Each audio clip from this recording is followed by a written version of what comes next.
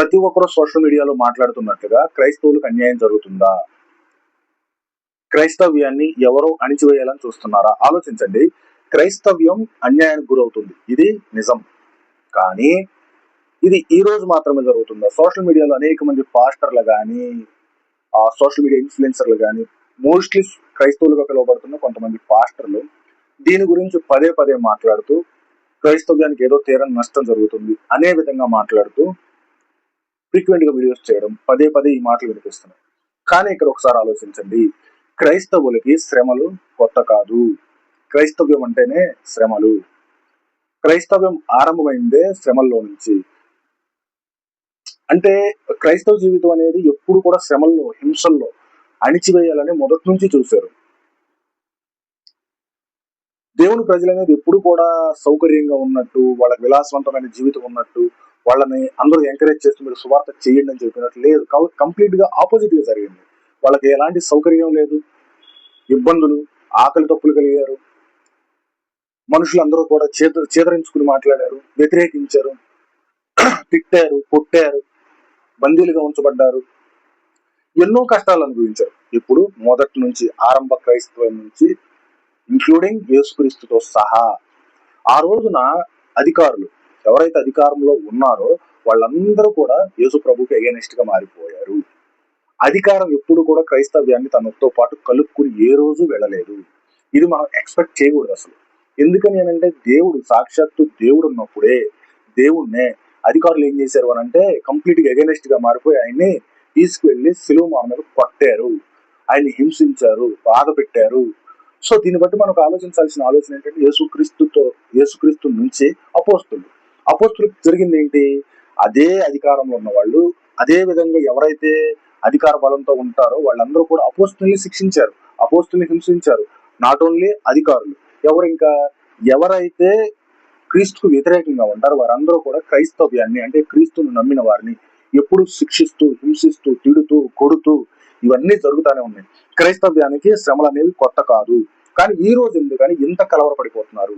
ఎందుకు ఇంత కలవరానికి గురి చేస్తున్నారు? భవిష్యత్తును చూస్తుంటే టెన్షన్ వస్తుంది. ఈ రోజు పరిస్థితి ఎలా ఉందనేది ఎందుకు ఈ రోజున పదే పదే మనకు వినిపిస్తుంది? ఆలోచించండి ఒకసారి. క్రైస్తవుడుగా నువ్వు ఉన్నావు అనంటే నీ సిలువను ఎత్తుకుని నడవమంటున్నాడు దేవుడు.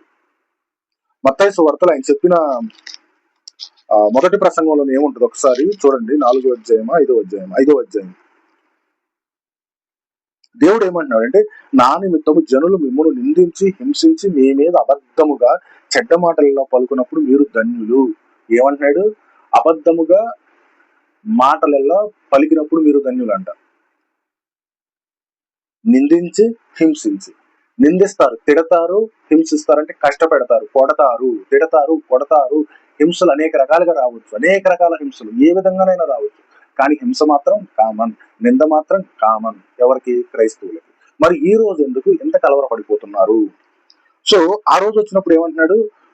చెడ్డ మాటలలో పలుకున్నప్పుడు మీరు ధన్యులు, సంతోషించి ఆనందించుడి, పరలోకమందు మీ ఫలం అధికమగును. అంటే ఈ విధంగా పలికినప్పుడల్లా మీరు ధన్యులు. ఏం చేయమంటున్నాడు అప్పుడు? సంతోషించి ఆనందించుడి, పరలోకమందు మీ ఫలం. ఇక్కడ ఈ రోజు నీకు ఏదో ఫలం పోయిందని నువ్వు చింతిస్తున్నావా? ఫర్ ఎగ్జాంపుల్, ఈ రోజున మనకి సోషల్ మీడియాలో నడుస్తున్నట్టు, లేదంటే సుప్రీంకోర్టు వారు జడ్జిమెంట్ ఇచ్చినట్లుగా ఏంటి, ఈ రోజు నీకు ఏదైనా బెనిఫిట్ పోయిందని చింతిస్తావా? లేదంటే పరలోకమందు నీ ఫలం అధికమవుతుందని సంతోషిస్తావా? దేవుడు ఇక్కడ చెప్పింది ఏంటి? సంతోషించి ఆనందించుడి, పరలోకమందు మీ ఫలం అధికమగును. ఓకే, ఇక్కడ ఈ రోజున వాళ్ళు ఏదో తీసేస్తారని కాదు, రేపొద్దున దీన్ని బట్టి రేపొద్దున ఏదైనా కష్టం వస్తుందని బాధపడుతున్నాము అని అంటే నీలో క్రైస్తవ లక్షణాలు ఎక్కడ ఉన్నాయి? ఆలోచించండి. దేవుడు పర్మిట్ చేయకుండా మనకి జీవితంలో ఏది రాదు. ఇది క్రైస్తవ ప్రామాణికం, విశ్వాసం.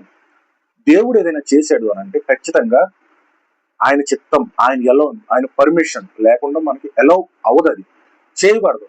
ఈ విశ్వాసం నీకున్నప్పుడు నువ్వెందుకు అంత కలవరానికి గురవుతున్నావు? ఇది నా ప్రశ్న ఇక్కడ. అయితే ఒకసారి చూడండి, మొదటి నుంచి కూడా క్రైస్తవులు పరీక్ష అనేది ఎప్పుడు వస్తానే ఉంది, శోధన అనేది ఎప్పుడు వస్తానే ఉంది. శోధన సహించువాడు ధన్యుడు. పరీక్ష వచ్చినప్పుడు పరీక్షను నువ్వు నెగ్గాలి, కానీ నువ్వు ఇంత కలవరానికి గురైపోయేవాడిగా ఉండకూడదు, నువ్వు పోరాటం చేసేవాడిగా ఉండకూడదు. ఎక్కడ? ఇహలోకంలో. నువ్వు ఆలోచించాల్సింది ఏంటంటే దేవుడు నాకు అలౌ చేశాడు, పర్మిట్ చేశాడు, నీ జీవితం ఎలా ఉందో చూసుకో. దేవుడు మొదటిగా ఏం వెతకమన్నాడు? ఆయన నీతిని వెతకమన్నాడు. ఆయన నీతిని వెతికేవాడిగా నువ్వు ఉంటున్నావా? ఆలోచించాలి. ఈ రోజున ఈ లోకంలో వచ్చే శ్రమను బట్టి, ఈ లోకంలో వచ్చే హింసను బట్టి నువ్వు కృంగిపోవాల్సిన అవసరం లేదు. దాని గురించి ఇంతగానో ఈ విధంగానో నువ్వు తీవ్రంగా ఆలోచించాల్సిన అవసరం అంతకంటే లేదు. నువ్వు చూడాల్సింది దేని వైపు? ఆయన సిలువ వైపు. ఎవరైతే నన్ను వెంబడించినా తమ సిలువను వాళ్ళు ఎత్తుకుని నడవమంటాడు దేవుడు. ఒకసారి చూడండి, ఆ రోమిలికి రాసిన పత్రిక 8వ అధ్యాయం 28వ వచనం, దేవుని ప్రేమించే వారికి సమస్తము మేలు కలుగును. అంటే దేవుని ప్రేమించే వారికి సమస్తమును మేలు కలుగును అంటే నువ్వు దేవుని ప్రేమించేవాడిగా ఉన్నావు, నేను దేవుని ప్రేమించేవాడిగా ఉన్నాను. అంటే నీ యొక్క నమ్మకం ఏంటి? నేను దేవుడి యందున్నాను, నేను దేవుడి యొక్క చెప్పిన జీవితం ప్రకారం నడుస్తున్నాను, నాకు ఏది జరిగినా మేలే. ఇది కదా నమ్మకం. ఏది జరిగినా మేలే అన్నప్పుడు దేవుడు ఈ రోజు నాకు ఇది జరిగింది అనండి, జడ్జిమెంట్ అనేది క్రైస్తవం మీద వచ్చిందనంటే దేవుడు అనుమతి లేకుండా ఏది జరగదు. నువ్వు నమ్మాల్సిందే, గట్టిగా ఖచ్చితంగా నమ్మాలి. లేదు అని అంటే ఇప్పుడు ఈ మాట ఏంటి? ఇక్కడ దేవుని ప్రేమించే వారికి సమస్తమును మేలు కలుగును అంటే నా మేలు కొరకే జరిగింది, నా మేలు కొరకే జరిగింది, దేవుడు అనుమతిస్తేనే జరిగింది, దీనివల్ల నాకేదో మేలు కలుగుతుంది. ఇది ఇలా జీవో పాస్ చేశారా, ఇలాంటి జడ్జిమెంట్ వచ్చిందా, దీనివల్ల నాకేదో మేలు కలుగుతుంది అన్న నమ్మకం నీకు లేనప్పుడు ఎందుకు ఇంకా క్రైస్తవ జీవితం? ఎందుకు నువ్వు పదే పదే దీన్ని క్రైస్తవులకు వినిపిస్తూ వాళ్ళ మనసును చెదరగొడుతూ ఎందుకు ఈ రకంగా తయారయ్యారు? మనం ఆలోచించాల్సింది ఏంటి అంటే ఆయన నీతిని వెతికే పనిలో ఉన్నావా? నీ మనసును నువ్వు ప్రశ్నించుకుంటూ ఉన్నావా? తప్పు చేసావా, ఎక్కడ చేసావు, ఎలా చేసావు అని ఎప్పటికప్పుడు నిన్ను ప్రశ్నించుకునే వాడిగా ఉన్నావా లేదా? ఇదే క్రైస్తవ ప్రమాణికం. నువ్వు ఎందుకని అంతగా ఆ విధంగా దీని గురించి కలవరపడుతున్నావు? ఒకసారి ఆలోచించండి. నిర్గమకాండంలో ఒకసారి ఆలోచిస్తే ఇశ్రాయేలీని ఆ బానిసత్వంలో నుంచి విడిపించేటప్పుడు మోషే ఫరోతో మాట్లాడుతున్నప్పుడు అనేక అద్భుత కార్యాలు చేశాడు. అద్భుత కార్యాలు చేసినప్పుడు ఫరో ఏమయ్యాడు అంటే కఠినపరచబడ్డాడు. ఎందుకని కఠినపరచబడ్డాడు? దేవుని యొక్క మహిమను వాళ్లకు చూపించాలి, అంతే కదా. ఇప్పుడు దేవుని యొక్క మహిమ అక్కడ కనపడాలి, తన ప్రజలు ఎవరో నిలబడాలి, అక్కడ తెలియాలి తన ప్రజలు ఎవరో. ఇశ్రాయేలీలు ఉన్నారు, తన ప్రజలు తెలియాలి. రెండోది, ఆ ప్రయాణంలో ఎన్నో కష్టాలు పడ్డారు, కొంతమంది తిట్టారు, దూషించారు. అంతిమంగా చేరింది ఎంతమంది? ఆలోచించండి. దేవుని యొక్క రాజ్యం అనేది అంత ఈజీ కాదండి. నువ్వు చాలా కష్టాలు అనుభవించాలి. ఊరికినే వచ్చేస్తే ఎలా? ఊరికినే వచ్చేసిందనంటే అంత భాగ్యం మన ఊరినే రాదు. కష్టాలు పడాలి, ఎన్నో శ్రమలు అనుభవించాలి. ఎందుకంటే దేవుని రాజ్యం అనేది అలా ఉండదు. ఎందుకని? దేవుడు చెప్పింది, దేవుడు చెప్పిన జీవితం అనేది ఈ లోకానికి కంప్లీట్ గా క్వైట్ ఆపోజిట్ లో ఉంటుంది. దేవుడు కష్టాలు రావాలనలా, కానీ నువ్వు ఎప్పుడైతే దేవుడు చెప్పినట్టు జీవిస్తావో ఆటోమేటిక్ గా కష్టాలు వస్తాయని అంటున్నాడు. ఎందుకని? దేవుడు చెప్పింది పాపం లేని జీవితం జీవించమని చెప్పాడు. ఎక్కడ? పాపంతో నిండిన ఈ లోకంలో. మరొకసారి, దేవుడు పాపం లేకుండా జీవించమని ఎక్కడ చెప్పాడు? ఎక్కడ జీవించమన్నాడు? పాపంతో నిండిన ఈ లోకంలో. నీ తల్లి, తండ్రి, కుటుంబం, నీ బంధువులు, నువ్వు ఎక్కడ పనిచేస్తే అక్కడ అంతా పాపం ఉన్నప్పుడు, అలాంటి పాపంలో జీవించినప్పుడు నీకు కష్టాలు, హింసలు, బాధలు అన్నీ వస్తాయి. వీటన్నిటిని ఎదురుటి నిలబడాలి. కాంప్రమైజ్ అవ్వకూడదు. కాంప్రమైజ్ అయ్యావనుకో క్రైస్తవం ఎక్కడ? కాంప్రమైజ్ అవ్వకుండా ఉన్నావు అనుకో వచ్చేవేంటి? కష్టాలే. అంటే దేవుడు అన్నది ఏంటి అని అంటే ఇక్కడ రెండు రకాలుగా, దేవుని యొక్క రాజ్యం రావాలంటే కష్టాలు పడాలి, అదిగా ఆ సెన్స్ కాదు. మనం ఆలోచించాల్సింది, దేవుడు చెప్పిన జీవితం ఎప్పుడైతే మనం జీవిస్తామో ఆటోమేటిక్ గా నీకు కష్టాలు, హింసలు వస్తాయి. ఎందుకంటే దేవుడు చెప్పిన జీవితాన్ని ఈ లోకం సహించలేదు, ఈ పాపపు లోకం అనేది సహించలేదు, యాక్సెప్ట్ చేయదు. యాక్సెప్ట్ చేయనప్పుడు ఏమొస్తాయి? నీకు కష్టాలే వస్తాయి, హింసలే వస్తాయి, నిందలే వస్తాయి. నువ్వు కుటుంబంలో ఉన్నావా? కుటుంబంలో ఉన్నప్పుడు చెప్పు, జీవించు. దేవుడికి ఇష్టంగా జీవించినప్పుడు ఆటోమేటిక్ గా నువ్వేమవుతావు? కుటుంబానికే విరుద్ధం అవుతావు, కుటుంబానికే వ్యతిరేకం అవుతావు. వాళ్ళందరినీ రక్త సంబంధమే కదా, కానీ ఎందుకు అవుతున్నారు? ఎందుకని నీకు వ్యతిరేకంగా మారుతున్నారు? ఎందుకని నిందిస్తున్నారు? ఎందుకని నిన్ను హింసిస్తారు, కొడతారు? ఎందుకనంటే దేవుడు చెప్పిన మార్గం అలాంటిది. ఎవరో అగ్రి చేయరు, ఎవరో నిన్ను అంగీకరించరు, నీ మాటను అంగీకరించరు, నువ్వు చెప్పే మాట అనేది వినరు అన్నప్పుడు వచ్చేది ఏంటి? కష్టమే. సో ఈ లోకంలో పర్టికులర్ గా ఈ సిచ్యువేషన్ లో నీకు వస్తుంది అనంటే ఎందుకు వస్తుంది అనంటే చెప్తాను, వినండి. ఇప్పుడు వరకు అర్థమైంది కదా. నీకు ఈ లోకంలో ఏదైనా కష్టం వచ్చినా, హింస వచ్చినా దేవుడు ఎలా చేస్తే తప్ప రాదు. ఎందుకు ఎలా చేస్తాడు? క్రైస్తవ్యం అంటే లోకానికి నచ్చదు. Point, note this. ఇక్కడ క్రైస్తవ్యం అంటే ఈ లోకానికి నచ్చదు. అర్థమైందా? ఎందుకని నచ్చదు? వాళ్ళు క్రైస్తవులు అనంటే మనం ఎప్పుడైతే క్రైస్తవుని బిడ్డలుగా జీవిస్తూ ఉంటామో వాళ్ళు చెప్పిన ప్రతి దానికి అగ్రి అవుతాం, డిసగ్రీ అవుతాం. కాదు అన్నప్పుడు అవును అని అంటావు. ఎందుకని? పాపంతో ఉండేది అది కదా. వాళ్ళు పాపం చేస్తా ఉంటారు, నేను పాపం చేయను అంటాను. అలాంటప్పుడు వచ్చేది ఏంటి? ఆర్గ్యుమెంట్, గొడవ, నిందలు, గొడవలు, హింసలు అనేవి స్టార్ట్ అవుతూ ఉంటాయి. నువ్వు అగ్రి అవ్వు, ప్రేమగా తిరస్కరించినా కానీ వాళ్ళు ఏం చేస్తారు? నిన్ను వ్యతిరేకిస్తారు, విభేదిస్తారు. సో ఇంకా చూస్తే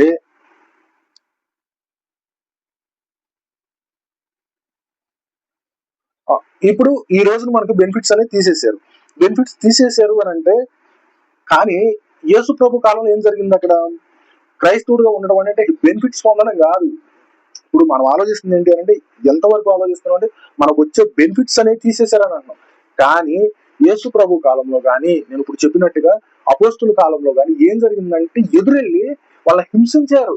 నీకు ఇప్పుడు బెనిఫిట్స్ తీసేశారని అంటే నువ్వు ఇంకా చాలా బెటర్ పొజిషన్ ఉన్నావు అని అర్థం. ప్రవక్తలకు ఇక్కడ మత్తయి సువార్తలో ఏం చెప్తారు? ఇలాగున వారు మీకు పూర్వముడిన ప్రవక్తలను హింసించిరి అని. నీకు ఇప్పుడు బెనిఫిట్స్ పోయినా నువ్వు బాధపడితే, దాని గురించి నువ్వు ఓపో ప్రలాపిస్తూ ఉంటే, వీళ్ళు ఏం చేశారు అప్పుడు? అపోస్తుల కాలంలో జైళ్ళకి వెళ్ళడం, కొట్టించుకోవడం, ప్రాణాలు కోల్పోవడం, స్టెఫన్ను చంపేశారు. దేనికోసం? సత్యం కోసం. తోమ గారిని చంపేసేసారు, బళ్ళెంతో పొడిస్తే ఇక్కడ గుచ్చుకుపోయింది. నీకు జరుగుతుంది అది. క్రైస్తవుడికి శ్రమలో, హింసలో కొత్త కాదు. నువ్వు ఎక్స్ట్రాగా వచ్చే బెనిఫిట్ కోసం ఆలోచిస్తున్నావు, కానీ దేవుడు కోసం చనిపోవడం ధన్యతగా ఎంచిన రోజులు అవి. ఎంచిన మనుషులు వాళ్ళు. ఎవరు వాళ్ళు? ప్రవక్తలు, అపోస్తులు, ఎన్నో అద్భుతాలు చేసిన వాళ్ళు, దేవునితో ముఖాముఖిగా మాట్లాడిన వాళ్ళు, దేవుని యొక్క మాటను వాళ్ళ మాటగా రాజులకి చెప్పిన వాళ్ళు హింసించబడ్డారు, కొట్టబడ్డారు, జైలుకి వెళ్ళారు. అంటే ఈ రోజున ఆలోచించు, నువ్వు దేని గురించి ఆలోచిస్తున్నావు అంటే ఎక్స్ట్రాగా వచ్చే ఏదో బెనిఫిట్ గురించి నువ్వు ఆలోచిస్తున్నావు, కానీ నీకు ఈ రోజు జైల్లో పెడుతున్నారా? నిన్ను ఈ రోజు హింసిస్తున్నారా? ఆఫ్ కోర్స్ రేపొద్దున రావచ్చు. వచ్చినప్పుడు ఏం జరుగుతుంది చెప్తాను. రేపొద్దున అది రావచ్చు, నిన్ను జైల్లో పెట్టవచ్చు, నిన్ను హింసించవచ్చు, నిన్ను కొట్టవచ్చు. చూస్తున్నాం కదా. వాకింగ్ చెప్పడానికి వెళ్ళినప్పుడు అనేక రకాల హింసలు వస్తున్నాయి. రావచ్చు, రావడమే మంచిది. ఎందుకనంటే అలా వస్తాయి అని అంటావా, అప్పుడే నువ్వు నిజ క్రైస్తవుడుగా ఉన్నావు. నీ లోకంలో నిన్ను ఎవరు కష్టపెట్టట్లేదా, హింస పెట్టట్లేదా అని అంటే ఆటోమేటిక్ గా నువ్వు వాళ్ళతో కలిసిపోతున్నావు. చెడు ఎప్పుడు మంచిని యాక్సెప్ట్ చేయదు. చీకట్లో వెలుగు ఏ మాత్రం నివసించి ఉండలేదు. ఎప్పుడైతే వెలుగు వచ్చిందో చీకటి పోయిద్ది. నువ్వు ఎప్పుడైతే ఇది కాదు, ఇది దేవుని మార్గం అని చెప్తావో, నీకు అక్కడ చెడు అనేది ఏం మాత్రం కూడా నిన్ను యాక్సెప్ట్ చేయదు, వెళ్ళిపోతుంది. వెళ్ళిపోయిన తర్వాత నీ మీద ద్వేషం పెంచుకుంటది. ఆలోచించండి. తర్వాత ఈ రేపొద్దున ఏదన్నా ప్రాబ్లం అయితే, లేదా ఈ రోజున ఎలాంటి సిచ్యువేషన్ కలగడం వల్ల, దేవుడు పర్మిట్ చేయడం వల్ల బెనిఫిట్ ఏంటో చెప్తాను. ఇంకొకసారి ఈ బెనిఫిట్స్ తీసేసారని నువ్వు ఆలోచిస్తున్నావు కదా, నేనేం ఆలోచిస్తాను అంటే ఈ బెనిఫిట్స్ తీసేయడం వల్ల జరిగే ఉపయోగం ఏంటో చెప్తాను. అంటే యాక్చువల్ గా ఈ అపోస్తులు గాని, ప్రవక్తలు గాని జైలుకి వెళ్ళడం, కొట్టించుకోవడం, హింసలు పొందడం, ఇవన్నీ అంటే క్రైస్తవ జీవితం అంటే సాక్రిఫైసింగ్, త్యాగం చేయాలి. త్యాగంతో కూడిన జీవితమే క్రైస్తవ జీవితం. ఆలోచించండి ఒకసారి. నువ్వు క్రైస్తవుడిగా బ్రతుకుతున్నావు, ఏం త్యాగం చేశావు? ఏం త్యాగం చేశావు? దేన్నైనా త్యాగం చేసావా? అబ్రహాం త్యాగం చేశాడు. త్యాగం చేయడానికి కొడుకును కూడా, అబ్రహాం తన స్వదేశాన్ని విడిచిపెట్టి వెళ్ళిపోయాడు. కొడుకును త్యాగం చేయడానికి కూడా సిద్ధపడ్డాడు. క్రైస్తవ జీవితం అంటే త్యాగంతో కూడుకున్నది. త్యాగం అంటే, త్యాగం అని అంటే ఏంటంటే ఆటోమేటిక్ గా నువ్వు ఎప్పుడైతే మంచిగా బ్రతకాలనుకుంటావో అప్పుడు ఈ లోకంలో నువ్వు త్యాగం చేయాల్సి వస్తుంది, వదులుకోవాల్సి వస్తుంది. ఎందుకంటే వాళ్ళు నిన్ను యాక్సెప్ట్ చేయరు. త్యాగం చేయాలి. కానీ ఈ రోజున నువ్వు క్రైస్తవుడిగా ఉన్న నీవు ఏం త్యాగం చేసావు? ఒక్కసారి పరిశీలన చేసుకోండి. నేను చేసుకున్నాను. ఏం త్యాగం చేసాం మనం? నేను నమ్ముతున్నాను అని అంటావు, యేసు ప్రభు నమ్ముతున్నాను అని మొదలు పెడతావు. జీవితం అనేది మొదలు పెట్టేసి ఏం చేస్తాం? బాప్తిస్మం. కానీ జీవితం మారదు, మాట మారదు, ఆలోచన మారదు, ఏమీ మారదు. నమ్ముతున్నాను అని అంటావు, క్రైస్తవుని అంటావు. నీ జీవితం ఎక్కడ మారింది? జీవితం అనేది ఎక్కడ మారింది? నువ్వేం త్యాగం చేసావు? నీ జీవితం ఏమైనా దేవుడి మీద ఆధారపడుతుందా? దేవుడి మీద ఆధారపడుతుంది. భౌతికంగా వచ్చే జీవితం అయినా కానీ, ఏదైనా కానీ దేవుడి మీద ఆధారపడడం నేర్చుకుంటున్నావా? దేవుడి మీద ఆధారపడడం నేర్చుకుంటే నువ్వు ఇలాంటి ఒక బెనిఫిట్స్ తీసేశారు అన్న దాని గురించి ఎంత కలవర పడిపోవు. ఏదైనా రాని ఆయనే చేస్తాడు, ఆయన చూసుకుంటాడు అన్న నమ్మకం, భరోసా ఉంటది. అది లేదు అని అంటే నువ్వు దేవుడి మీద ఎక్కడ ఆధారపడుతున్నావు? అంటే ఇదంతా ఏంటంటే ఫేక్, నకిలీ క్రైస్తవ్యం. ఆలోచించండి, ఇదంతా ఏంటి? నకిలీ క్రైస్తవ్యం.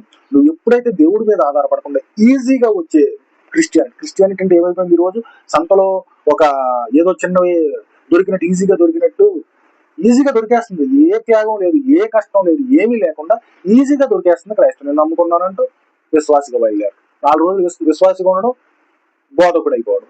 ఏం జరుగుతుంది? ఏం చేస్తున్నావు నువ్వు? ఏం త్యాగం చేస్తున్నావు? ఆ రోజున అపోస్తులు ఎక్కడ? ఈ రోజున అపోస్తులు ఎక్కడ? ఈ రోజున బోధకులు ఎక్కడ?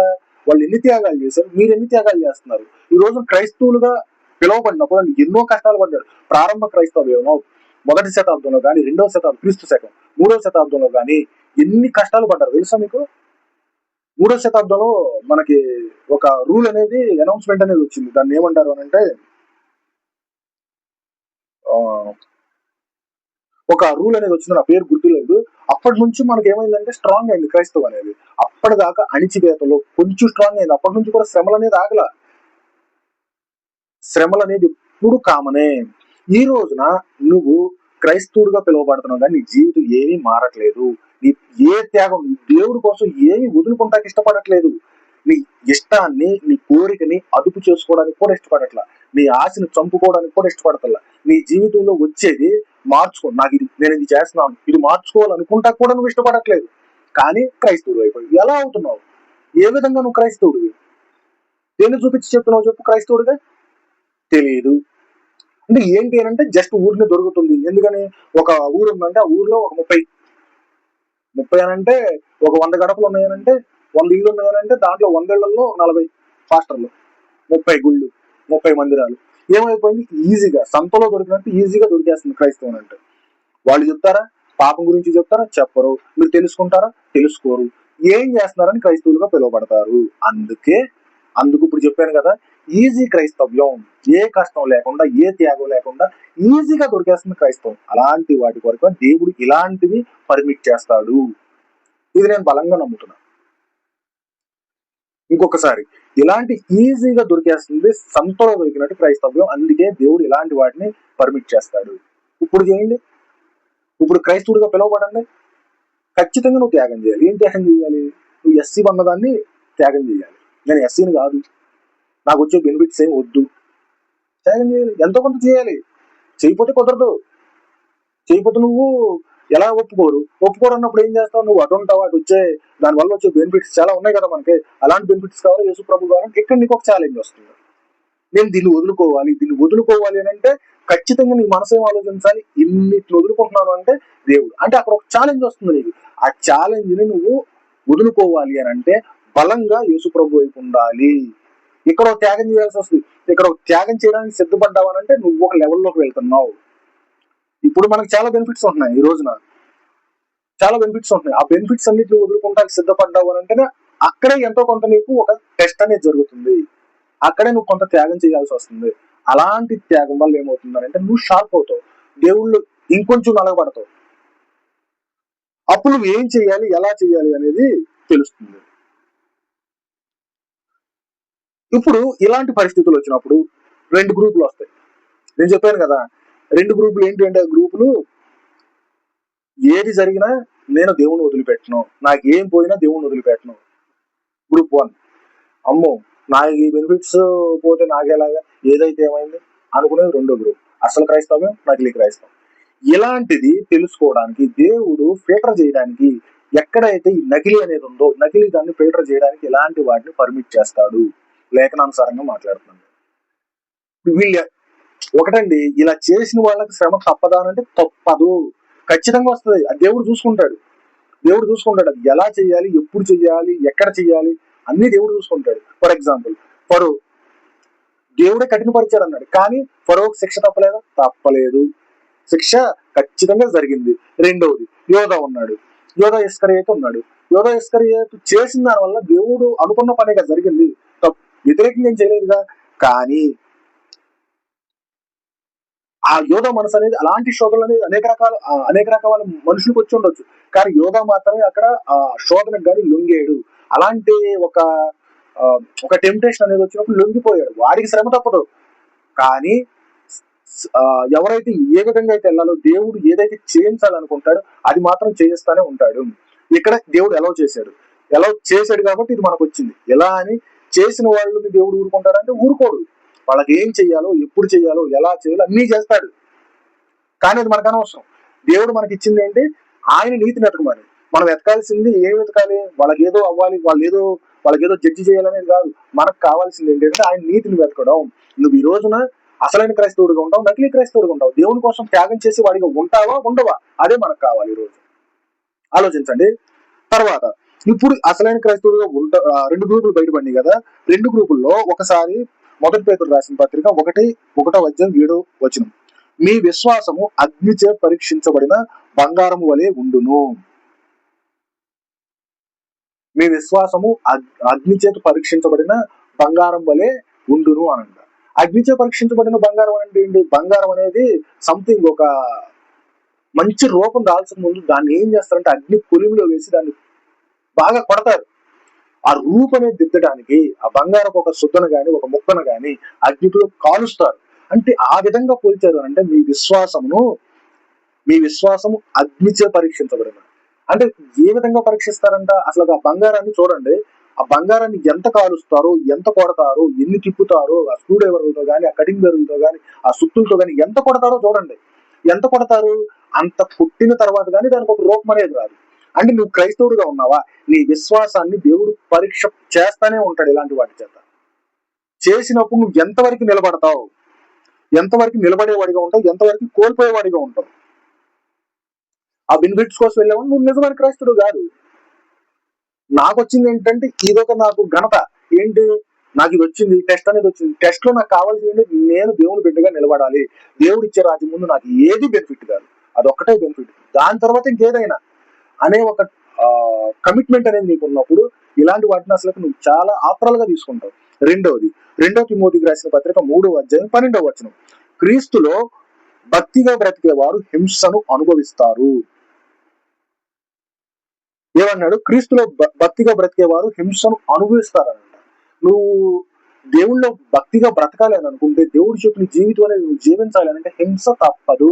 హింస అనేది ఏదో ఒక రూపంలో, ఏదో విధంగా, ఎప్పుడో ఒక చోట వస్తూనే ఉంటది. ఒకసారి మీ జీవితాన్ని చెక్ చేసుకోండి. నిజమైన క్రైస్తవులుగా ఉన్నారా? ఒకటే, భయపడద్దు. దేనికి భయపడాల్సిన అవసరం లేదు. ఇలాంటి కష్టం వచ్చిందా, బ్రతుకుడైతే క్రీస్తు, చావైతే లాభం అన్న పౌలుని గుర్తు చేసుకోండి. ఈ లోకంలో వచ్చేది మనకి ఏది కూడా శాశ్వతం కాదు. దేవుడు ఏం చెప్పాడు? అగ్ని చేత పరీక్షించబడిన బంగారం వలె ఉంటది. అంటే ఏంటిది? మన విశ్వాసం. నువ్వు దేవుడిని నమ్ముతున్నావా? నువ్వు క్రైస్తవుడిగా ఉంటున్నావా? అయితే కష్టాలు తప్పు, శ్రమలు తప్పు. పేతురు తిమోతికి రాసిన పత్రిక ఏమంటున్నారు? క్రీస్తులో భక్తిగా బ్రతికే వారు హింస పొందుతారంట. హింస పొందుతున్నారు. దానిపైన ఏం చెప్పాడు? మీ విశ్వాసాన్ని అగ్ని చేత కాల్చబడిన బంగారం వలె ఉంటదంట. అంటే కష్టాలు వస్తాయి, శ్రమలు వస్తాయి, హింస పొందుతారు, రెడీగా ఉండండి. నువ్వు నిజమైన క్రైస్తవుడిగా ఉండాలనుకుంటున్నావా? ఇలాంటివి ఆఫ్టర్ ఆల్ జస్ట్ స్మాల్ అని థింక్ చేయి. వాటిని కన్సిడర్ చేయక. అసలు కన్సిడర్ చేయకుండా ఉన్నప్పుడే నిజమైన క్రైస్తవుడిగా ఉంటావు. భౌతికంగా వచ్చేవి ఏం మాత్రం ఎన్నదగినవి కావు. దేవుడు ఇచ్చే దాని ముందు, దేవుడు ఏదైతే మన కోసం ఇవ్వాలని నిర్ణయించాడో వాటి ముందు ఈ లోకంలో భౌతికంగా వచ్చే ఏ మాత్రం కూడా ఎన్నదగినవి కావు అని నువ్వు స్ట్రాంగ్ గా డిసైడ్ అయినప్పుడు మాత్రమే ఇలాంటి వాటికి అసలు ఏం మాత్రం చెప్పుచారు. ఇలాంటి వాటి కోసం మనం పదే డిస్కషన్ చేయాల్సిన అవసరం లేదు. ఆఫ్టర్ ఆల్ ఎందుకంటే కొత్తగా జరిగేది కాదు కదా. ఈ రోజు మన క్రైస్తవ్యంలో కొత్తగా జరిగితే మనం భయపడాలి, బాధపడాలి, దాని గురించి డిస్కస్ చేయాలి. ఏం మాత్రం అవసరం లేదు.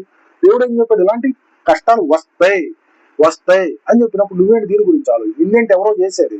దేవుడు అన్నాడు కదా, యుద్ధం యెహోవాదే అన్నాడు. నీకు నిజంగా దేవుళ్ళో నిలబడితే, ఆ రోజు దానియేలు సింహాల బోన్లో ఉన్నప్పుడు ఏం జరిగింది? సింహం నోరు మూసుకుని కూర్చుంది. షడ్రకు మేషకు అబేద్నెగోలు వేశారు, అగ్నిగుండంలో వేశారు. ఏం జరిగింది? నువ్వు నిజంగా నేను దేవుని బిడ్డనే, దేవుడు చెప్పినట్టుగా నేను బ్రతకాలని స్ట్రాంగ్ గా కమిట్ అయినప్పుడు ఈ లోకంలో వచ్చే వాటి గురించి అస్సలు భయపడకూడదు. నువ్వు ఆలోచించాల్సింది ఏంటి? పదే నీ సెల్ఫ్ అని చెక్ చేసుకో. నువ్వు నిజంగా దేవుడి కోసం బ్రతుకుతున్నాను, దేవుడు చేపిస్తున్నాడు అన్న ధైర్యం ఉండాలంటే ఈ లోకంలో ఎక్కడ తప్పిపోకూడదు. నువ్వు ఆ కమిట్మెంట్ అనేది నీకు ఉండాలంటే ఈ లోకంలో పాపం చేసి ఉంటే ఉండదు. నా దేవుడే ఇస్తున్నాడు, దేవుడే తీసుకుంటాడు అనే కమిట్మెంట్ అనేది ఉండాలి. అంటే నువ్వు పాపం చేసి పడి ఉంటే నీకెక్కడ ఉంటది? భయానికి బదులు ఏమొస్తా? ధైర్యానికి బదులు ఏమొస్తుంది? భయం వస్తుంది. ఎందుకని? నువ్వు స్ట్రాంగ్ గా జీవించట్లేదు. ఇప్పుడు ఆల్కహాల్ టెస్ట్ చేస్తారు, డ్రైవింగ్ లో వెళ్తున్నారు 10 బళ్ళు ఉన్నాయి. 10 బళ్ళు ఉన్నప్పుడు 9 తాగారు, 9 తాగలేదు. 9 తాగిన వాళ్ళు ఎలా ఉంటారు? నేను టెస్ట్ లో దొరికిపోతానేమో అనేది ఖచ్చితంగా ఉంటుంది వాళ్ళకి. తాగిన వాళ్ళు ఆఫ్టర్ ఆల్ చేసుకో, ఎంత ఊరమంటా ఊరుతా, అంతే కదా. ఊరమన్నారు అనుకో, నువ్వు తాగాను అంటావు. కాదు, తాగలేదని ఎంత గట్టిగా ఊరమంటే అంత గట్టిగా ఊరుతావు. చూస్తున్నాడు 1 కిలోమీటర్ల దగ్గర నుంచి ఇక ఇలా చేస్తున్నారు, టెస్టింగ్ చేస్తున్నారని చెప్తారు. టెస్టింగ్ చేస్తున్నావు అని చెప్పినప్పుడు ఏం చేస్తావు నువ్వు నిజంగా తాగావా, తప్పు చేసావా? తప్పు చేసినప్పుడు అక్కడ నుంచి కాసేపు దాక్కుంటావు, వెళ్ళట్లేదు, అమ్మ వదలట్లేదు అంటే ఎక్కడో పక్క నుంచి వెళ్తావు, ట్రై చేస్తావు, ఇవన్నీ జరిగాయి కదా. లేదు, దొరికినప్పుడు ఏం చేస్తావు? భయపడతావు. నువ్వు ఎప్పుడైతే తప్పు చేయకుండా టెస్ట్ చేస్తున్నారు అన్నప్పుడు ధైర్యంగా ఉంటావు.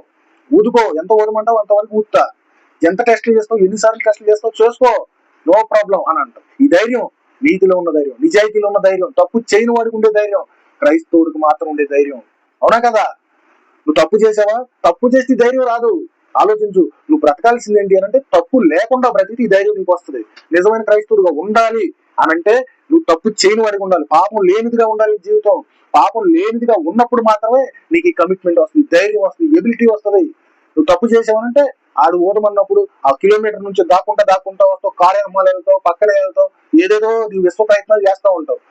ఏ తప్పు లేదనుకో, ఆల్కహాల్ టెస్ట్ చేస్తున్నారు, ఏ తాగలేదు, ఆ టెస్ట్ చేసేవాడి దగ్గరికి వెళ్ళి ఊరుకోండి అంటావు. ఇది ధైర్యం, దేవుళ్ళు ఉన్న ధైర్యం. ఎందుకని అక్కడ తప్పు చేయాల, నీతిగా ఉన్నావు నువ్వు, ఆ ధైర్యం వేరు. ఇక్కడ ఎన్ని కష్టాలు వచ్చినా భయపడు. అది క్రీస్తులో ఉన్న ధైర్యం ఏంటంటే అలా ఉంటది, అది ఇంకోలా ఉంటది, నీకు అర్థం కాదు. అది నువ్వు నిజంగా ధైర్యంగా బ్రతుకుతున్నావా? నిజంగా ధైర్యంగానంటే నిజమైన ధైర్యం కావాలంటే నీతిగా బ్రతుకు, దేవుడు చెప్పిన వాక్యానుసారంగా బ్రతుకు, అప్పుడు వస్తుంది నీకు ఆ ధైర్యం. ఇక్కడ ఇలాంటి బెనిఫిట్స్ కాదు, హింస పెట్టినా నో ప్రాబ్లం, చచ్చిపోయినా కానీ, ఎప్పుడోసారి చచ్చిపోయే నా జీవితం, ఏ రోజైనా పోతాను, ఏ రోజు చచ్చిపోయినా కానీ నా దగ్గరికి నాకు కావాల్సిన అంతిమ లక్ష్యం దేవుని యొక్క రాజ్యం. ఈ రోజు చంపుతావు, చంపు, ఈ రోజు బెనిఫిట్స్ తెస్తావు, తీసేసాయి, ఇంకేదైనా తెస్తావు, తీసే, నా ప్రాణం తెస్తావు, తీసుకో, నో ప్రాబ్లం. ఎందుకనంటే నా అంతిమ లక్ష్యం దేవుని యొక్క రాజ్యం, నేను బ్రతుకుతున్న దానికోసం. నువ్వు ఏం చేసుకుంటావు చేసుకో, ఎలా చేసుకుంటావు చేసుకో, no problem, I don't care అంటావు. రైట్? ఆలోచిస్తున్నారా? ఇది నీతిలో ఉన్న ధైర్యం, ఇది యథార్థతలో ఉన్న ధైర్యం. నువ్వు నీతిగా బ్రతుకు, దేవుడు చెప్పినట్టు బ్రతుకు, అప్పుడు వస్తుంది నీకు. అర్థమైందా? తర్వాత ఇంకా ఆలోచిస్తే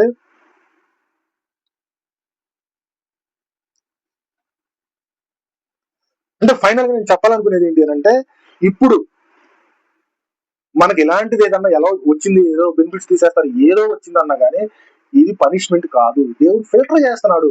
ఈ ఫిల్టర్ లో మొత్తం తాలు గింజలన్నీ పోతే ఒట్టి గింజలు మాత్రం నిలవబడతాయి. నువ్వు ఒట్టి గింజగా ఉంటావు, తాలు గింజగా ఉంటావు. తాలు గింజగా ఉన్నావు అని అంటే నువ్వు నకిలీ క్రైస్తవుడివి. నకిలీ క్రైస్తవుడు నీలో పాపం ఉంది, ఒట్టి గింజగా నిలబడాలి. బెనిఫిట్స్ వద్దనుకున్నావు అంటే, పాపం లేనివాడిగా ఉంటే మాత్రం ఈ ధైర్యం వస్తుంది నీకు. పాపం లేనివాడిగానంటే పాపం చేయకుండా నిత్యము పోరాడే మనసు. పాపం లేనివాడిగా నీతి బంధువులు లేడు, ఒక్కడో లేడు. కానీ పాపం లేనివాడిగా అంటే సెన్స్ ఏంటంటే, పాపం చేయకుండా ఉండడానికి నిత్యం పోరాడడం, పదే పదే పాపం చేయకూడదు అని సెల్ఫ్ నువ్వు పదే పదే చెక్ చేసుకోవడం, ఇది నీతి, ఇది యథార్థత. ఈ నీతిలో యథార్థతలో ఉన్న ధైర్యం అనేది వేరు.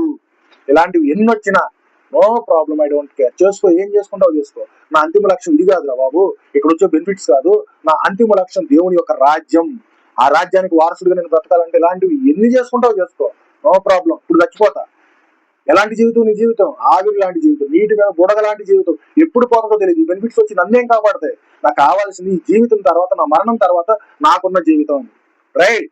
ఇలాంటి కమిట్మెంట్ అనేది నీలో ఉంటే ఇలాంటి మెసేజ్ అనేది అందరికి క్రైస్తవులకు వెళ్ళాలి. కాబట్టి మీరు ఏం చేస్తారంటే, దయచేసి నేను ఎప్పుడు అడగను, కామెంట్ చేయండి, సబ్స్క్రైబ్ చేయండి, షేర్ చేయండి అని ఖచ్చితంగా మీకు తెలిసిన వాళ్ళందరికీ కూడా షేర్ చేయండి. ఇలాంటి మాటలు అనేది వినిపించాలి. ఇది మీ బాధ్యత, నా బాధ్యత నేను చేశాను, చెప్పాను. నువ్వు చేయాల్సిన బాధ్యత ఏంటంటే, నీకు తెలిసిన వాళ్ళకి షేర్ చేయి, షేర్ చేసి నలుగురికి వినిపించు. ఇంతవరకు నేను చెప్తాను. Thank you. దేవునికే వందనాలు.